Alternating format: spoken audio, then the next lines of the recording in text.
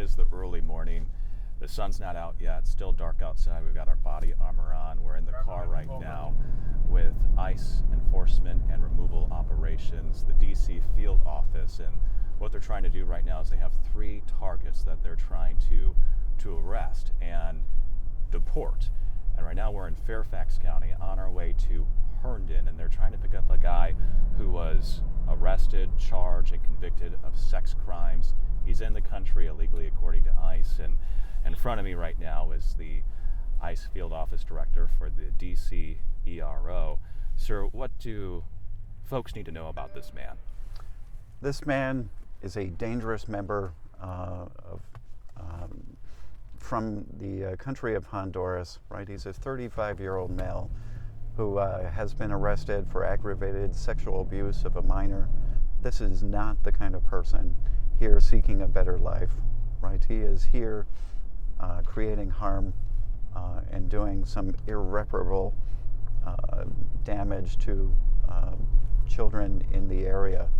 And that is something that our agency, our officers, our brave women and men are committed to combating and breaking down. You know, the individuals that we are looking to apprehend today all present risk to our general public safety overall.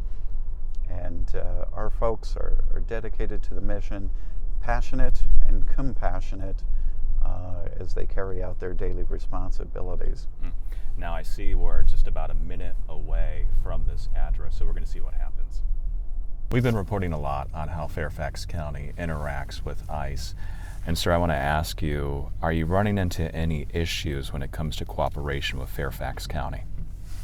Regrettably, when ICE launches a detainer with Fairfax County at the Adult Detention Center, these are individuals who had already been arrested for other local crimes, and they are in a confined setting. The ask from that standpoint is to transfer custody in an orderly, safe location in a jail environment to ICE. Unfortunately, the majority of our detainers go unrequited at Fairfax County, and that is unfortunate because all that does is release people who go back into the community and re-victimize and re-offend along the way. So we do continue to face a lack of cooperation in Fairfax County. Now, when we ask the sheriff, she says she requires ICE to obtain a judicial order, a judicial warrant. Is that something that you do? Can you explain to folks why you do detainers more often than judicial orders and warrants like she requires? So under Title 8 of the U.S. Code, or the Immigration Nationality Act, Congress has determined and vested the authority to issue civil warrants and detainers with the agency. And so when we lodge a detainer on a person of interest with a jail, it has a lawful presence and requirement backing it from U.S. law. Regrettably, some sheriffs, including Fairfax County, have taken the approach that the detainer is not justified or not enforceable because it is not accompanied by a judicial order. That is not a requirement under the law. That is a local jurisdiction attempting to subvert the laws of the United States by adding adding conditions to that potential policy that they are creating. All this does ultimately is result in unsafe conditions, and like I said, individuals that have already been arrested for local crimes being released back into the community where they have the potential to hurt and reoffend others. We have seen this time and time again, unfortunately. One particular case that comes to mind is an individual who was arrested Here, let's pause real quick, but Yes, sir. we'll let this lady go by with her dogs. I don't want to draw too much attention. Alright, we're still good. She's going the other way. Okay. So to kind of sum up what you said, the sheriff is choosing not to honor ICE detainers, and you issue detainers because that's what the Congress intended. The man you're seeking to arrest today, he was in the Fairfax County Adult Detention Center and let go. Is that right? That is correct. The man that we are looking for today is a 35-year-old Honduran national who was arrested for incest and aggravated sexual assault on a minor. I think that is clear, right? The depravity of somebody like this existing in our community. This should be common sense law enforcement, right? This individual should not have the opportunity to continue to harm and reoffend, especially since he has also been ordered removed from the United States by an immigration judge. And from that standpoint, he is a fugitive from ICE, and this should be a clear transfer of custody from Fairfax County to ICE, so this gentleman could be removed. Looking at other jurisdictions in Northern Virginia, you also have Arlington County nearby. Does Arlington County cooperate with ICE? Regrettably, the majority of Northern Virginia communities have taken the stance that they will not honor immigration detainers, and that is unfortunate. At the end of the day, law enforcement working with law enforcement is common sense, good government, and that is something we're going to continue to focus in on and leave the door open for our partners to come back at any point. But ultimately, for public safety and the interests of our communities, the intent is to work with our law enforcement partners on these orderly transfers of custody. So Arlington County not cooperating? That is correct. So taking a look at what you want, it seems like what you want is to be able to pick some of these people up at the jail in a controlled setting because of the safety. Can you elaborate on that? Because right now you're out in the field trying to hunt down somebody who was released from the Fairfax County Adult Detention Center. That puts your agents and officers at risk, is that right? Absolutely. I think the risk. There's a male coming out of the residence getting into that other work van. He's not our target. I think the risk that at-large enforcement poses both to the community and certainly to our law enforcement personnel is significant, right? Folks are facing very significant consequences, and so we don't know at any given moment what they're going to do, whether they run, whether they fight back. As we mentioned earlier, we are seeing assaults on our officers up by over 200%. An arrest at a jail is in a controlled environment and takes a minimal number of personnel to do. Where an at-large enforcement initiative like today, we have 30 to 40 law enforcement officers working on apprehending 3 separate individuals. And in Prince William County recently, there was a major arrest. The governor and federal authorities said they arrested a top MS-13 gang leader in Woodbridge, that's Dale City. And 7 News has been continuing to cover what happened there and what's happening through the court process. I want to ask you, sir, about Prince William County. Do they cooperate with ICE either? So we do have a better relationship with Prince William County. I think ultimately they have committed to transferring custody of any individual with a felony arrest when there is a ICE detainer lodged on that individual. And I mean, I think it's case in point, right? We had a top MS-13 gang leader calling shots, directing homicides and other illicit activity from Woodbridge, Virginia, in our backyard. And that is indicative of the population we are focused in on, and the worst first.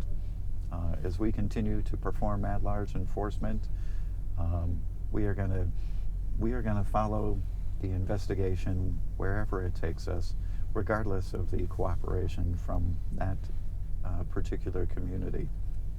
So the Prince William County Police Department works with you guys? So Prince William County Police Department has offered to support us in emergency situations, and certainly as part of our criminal enforcement activity.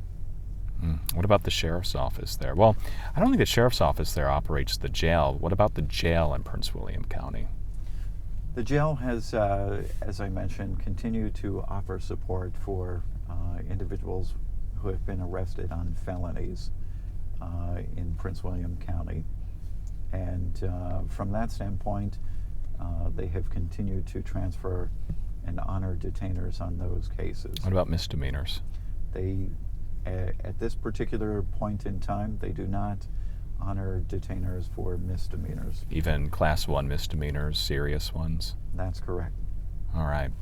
Now, what about the city of Alexandria? In the city of Alexandria, you've got the police department, you also have the sheriff's office. Is Alexandria City helping? So I will say we have a great relationship with the sheriff's office in Alexandria. The sheriff does support and honor detainers. For both felonies and misdemeanors? That is correct. The sheriff's office has a strong relationship with the U.S. Marshals Service as well. Many high-profile cases arrested by other federal agencies are generally detained in Alexandria, and the sheriff's office, has continued to support us from that standpoint. I want to take a look at Loudoun County too, because this morning you're looking for someone in Sterling, which is in Loudoun County. How is the Loudoun County Sheriff's Office working with ICE right now? So we recently entered into an agreement with the Loudoun County Sheriff's Office. We call it a Warrant Service Officer Program. So this is kind of a new step forward in our relationship with Loudoun County, and indicative of the sheriff's commitment to supporting public safety in the community. Now, Virginia Governor Glenn Youngkin, he signed an executive order recently that deputizes the Virginia State Police to help your operations, along with having the Virginia Department of Corrections also assist. Has that been a game changer? Absolutely. I could not praise the governor's office, the secretary's office for public safety. I mean, they have gone above and beyond to show support for the initiatives of this administration, and certainly working towards making our communities better, safer places. In many instances, ICE has a very small footprint along the way, and we rely heavily on the partnerships with our other federal, state, and local agencies. Having the Virginia Department of Corrections and the Virginia State Police and the backing of the governor's office has really proven to be a game changer when it comes to eradicating transnational organized crime in the Commonwealth. Want to go back to Fairfax County. 7 News received some information from the Fairfax County Sheriff's Office last year that the sheriff cited then Attorney General Mark Herring's legal opinion on how sheriffs can and cannot work with ICE. Now, since that point, Virginia Attorney General Jason Miyares has issued an opinion of his own. What do you think about the Attorney General's opinion from Virginia? I think the Attorney General's opinion on honoring detainers is clear and tied into the laws that exist, court decisions, and certainly edifies what we have said all along. that honoring detainers and cooperating with ICE is not just legal, it is the right thing to do.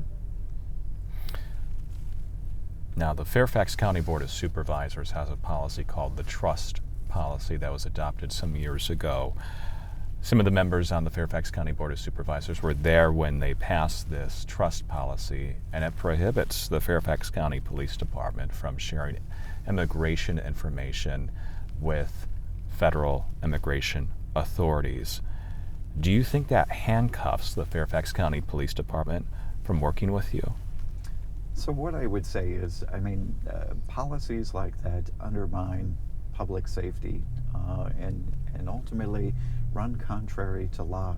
8 U.S.C. 1373 obligates information sharing between law enforcement agencies and ICE.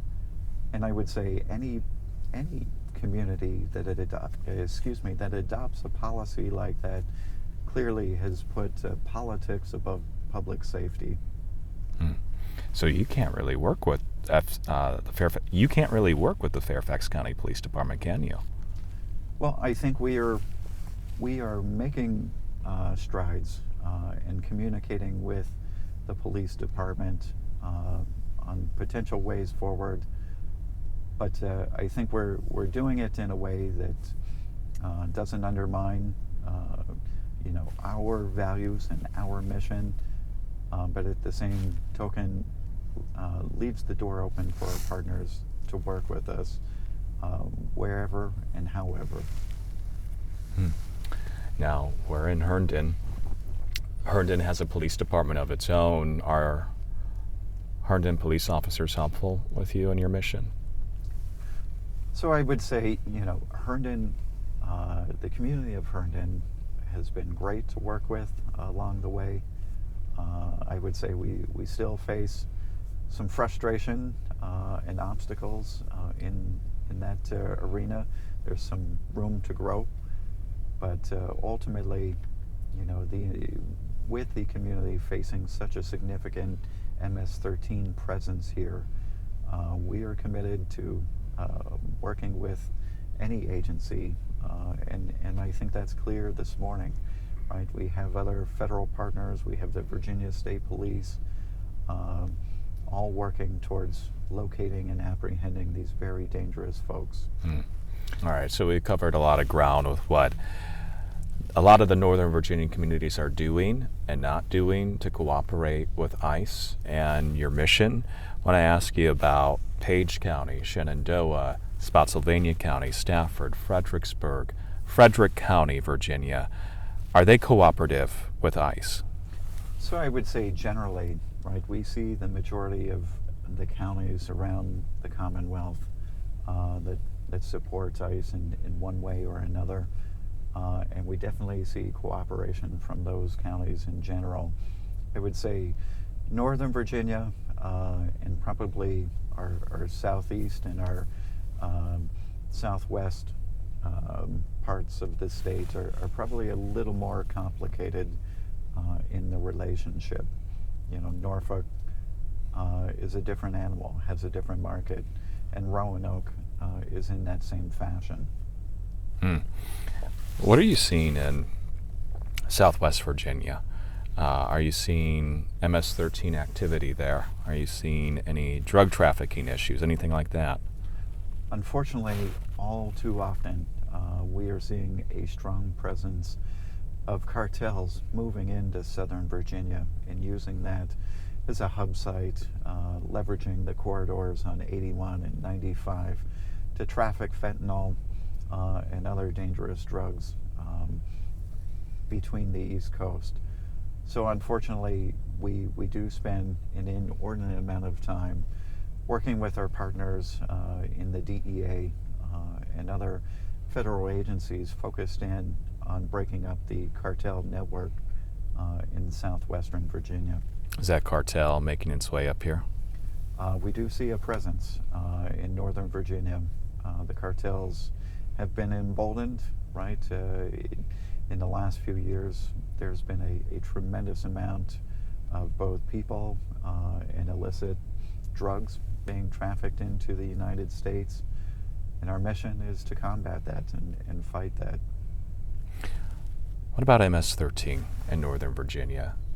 Does Northern Virginia have an MS-13 problem?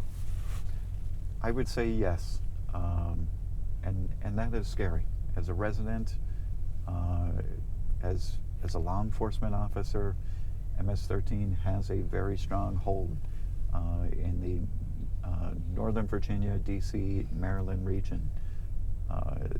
We see communities like Herndon and Reston with a very strong presence. We see Woodbridge, a place where we just arrested a top MS-13 gang leader, calling shots and making very big decisions for the illicit activity of the gang, all here in Northern Virginia. And that is what we are working to fight against.